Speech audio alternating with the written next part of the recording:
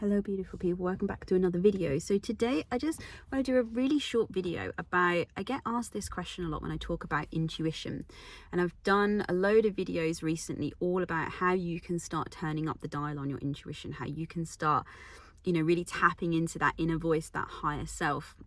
And one of the questions that I get asked is, what happens when you don't follow your intuition? Like, what is the outcome for that? And it's a really interesting answer that I've sort of been guided to myself. And the simple answer is, it doesn't matter. And I'll tell you why it doesn't matter. So if you get that inner voice come into your head and it gives you a direction, a guidance to do something, and you don't follow that guidance, it really is not like, well, it's all doom and gloom, that's it, like, you're never going to get that opportunity again, or, you're not going to be able to experience the rest, joy the rest of that day. It's nothing like that at all. And the reason that we need to see it like that is because intuition is not just this like one fixed stream of consciousness that's coming to us.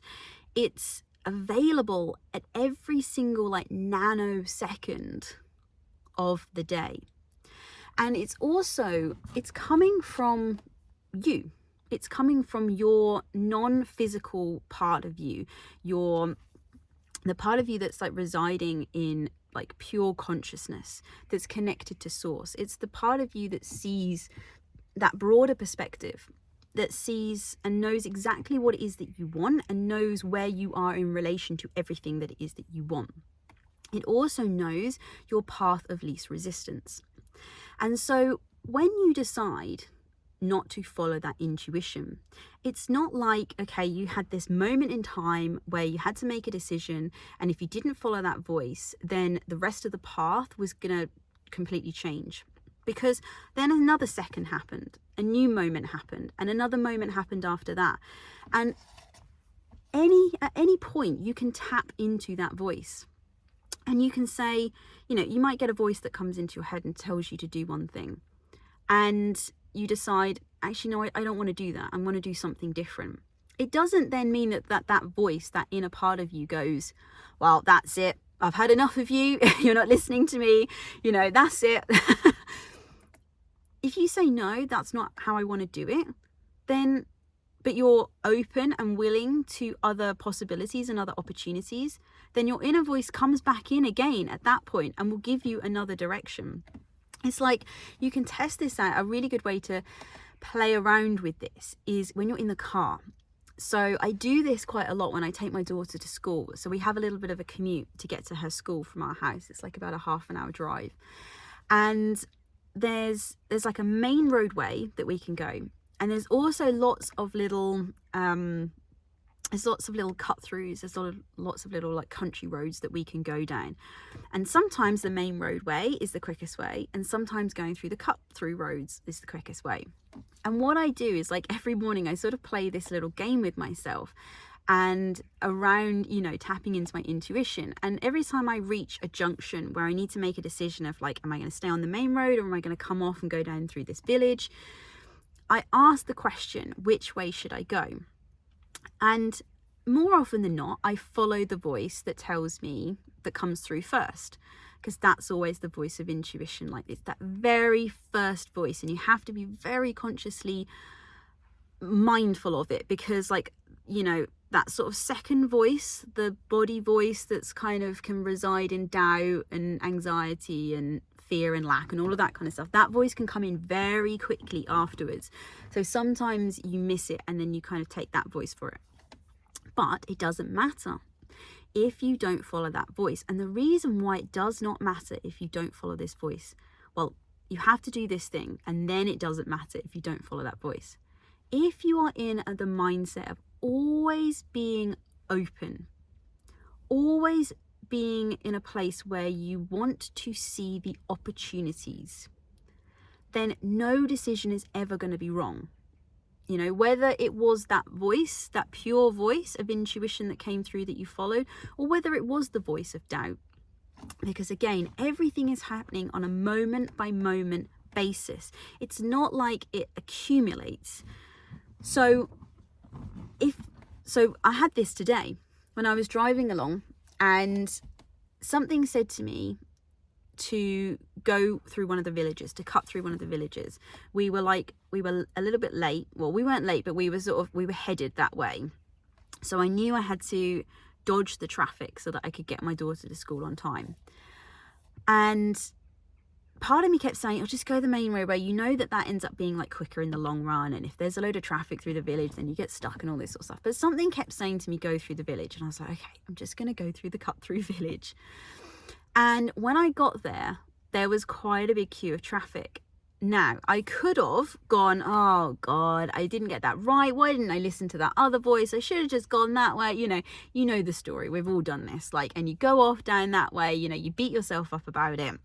I should have gone down the main roadway. I know I should have followed that. I didn't do that. I nearly did. It was there. It was on the verge. But instead, what I did was I said, okay, maybe there's another reason why it wanted to take me this way. My aim is that I still want to get my daughter to school on time. But quite frankly, I decided to let that go. I was like, if she's a few minutes late, it doesn't matter. It really does not matter in the grand scheme of things. What matters more is that I stay in a good place, in a happy place. I had her in the car as well. I didn't need to get stressed out by it. If she's late once, it doesn't matter. So I let that go. And then I said, I'm just going to enjoy this. I'm going to just look for the opportunities and the possibilities that are presented to me because I went this way. And it's a beautiful village. We did get stuck in traffic, but it actually allowed us to sit and look at the scenery. And we were playing music in the car together, and we were singing songs, and we were chatting. And because I was stuck in a bit of traffic and I didn't really have to concentrate too much on my driving, it actually allowed me to tune in with my daughter who was sat next to me. Whereas if I'd have maybe gone the main roadway, I wouldn't have been able to do that. But equally, if I'd have gone that way, because that voice was like, oh, just go that way, it's quicker. It'll end up being quicker. Again, as long as I would have stayed open to possibilities and to things going my way, then it does not matter which decision I made. Either one would have been, I don't like to use the word right, but either one would have worked. Okay. So if you don't tap in and you don't follow your intuition, the best thing to do is to not beat yourself up about it, because you need to, say to yourself, okay, I recognize I didn't quite follow that voice, but I have every single moment after that to tap back into that voice. And every time I tap back into that stream, I'll get new guidance. And, it's almost like your intuition, that inner guidance that you get, it's like a sat nav. Sometimes if you take the road that wasn't on the prescribed path, that wasn't on the journey, all it does is it just redirects you. That's all your inner being is going to do. It's not going to go, well, I'm going to take you down this really crappy route now because you didn't listen to me the first time. It's just simply going to reroute you. That's all it's going to do. And it's just going to take you on a slightly different path. But it always has. So it's like your inner being, your inner guidance is your sat-nav system. It knows your destination. It knows your destination better than you know your destination a lot of the time. It always knows what that postcode is that you want to arrive at. And it knows the best way to get you there. And the reason why we want to tap, so you might say, well, what's the point then? Why bother tapping into our intuition? The reason we want to tap into our intuition is because our inner guidance, our inner being, our inner self knows the best way to get you there. It knows the way that's going to really fulfill you, that's not going to feel like a drag, like a struggle, like a push. It's the way that's going to get you there with the most joy along the journey. That's why we want to tap into it, because it's our intuition and our insight that makes the journey worth doing rather than just getting to the destination.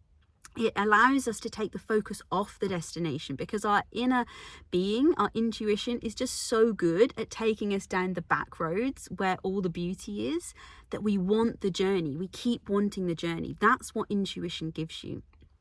But if you don't follow it, as long as you stay open, you will always just be redirected in another way, in a way where you're following the path of least resistance. That's what it will do. It'll just simply reroute you. It's never going to go, oh, we've come down a dead end here, I mean, it might do, but it'll back you out. It'll always guide you, you know, whatever happens. So if you're, if you're just starting on your journey of really knowing yourself and your intuition and starting to form that relationship with your intuition, then know that there is nothing wrong if you don't follow it. Like, something bad isn't going to happen. And actually what happens is we get this belief like, I didn't follow it, and then we, you know, like in my example with the car, we beat ourselves up about it. And really, we don't need to do that at all. Okay, we just need to tap back in and say, you can even say it like, you know, in your own head. Okay, can you reroute me? You know, redirect me. I didn't quite follow that one because I didn't feel brave enough to take that route right now. Or, you know, I didn't quite have the courage. I didn't quite have the belief system. My point of attraction was not in the place I wanted it to be when I received that intuition. So can you guide me in a different way? You know, like, you can have this relationship with your inner self. Like, it is always there to benefit you. It is always looking out for you. You know, talk to it, build this relationship with it and say, you know, I wasn't quite ready for that today. Can you take me another way there? You know, I heard Jeffrey Allen, he's a really amazing energy teacher, and he says this to himself. It was in an example he gave of, you know, when he was tapping into his own intuition and his guidance, and his spirit guides told him to do something, and he was like, I really like the idea of this, but can you get me there slowly? Can you take me there so that I can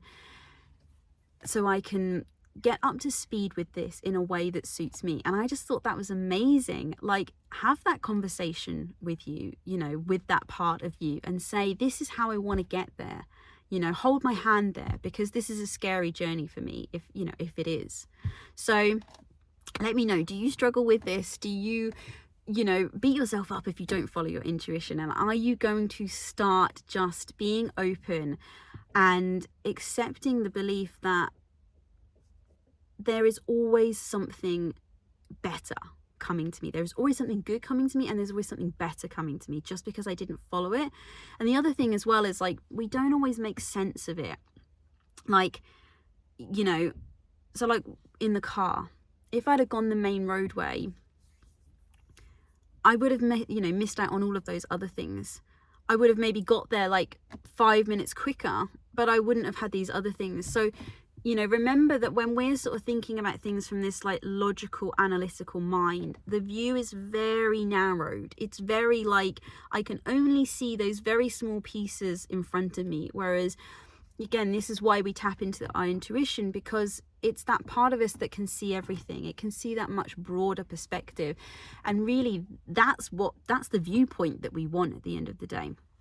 But don't beat yourself up if you don't follow your intuition.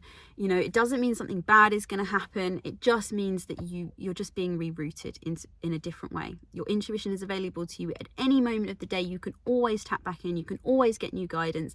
And it is always looking out for you. It is always taking you to the best possible outcome. So have a beautiful day, and I'll catch you in the next video. Bye.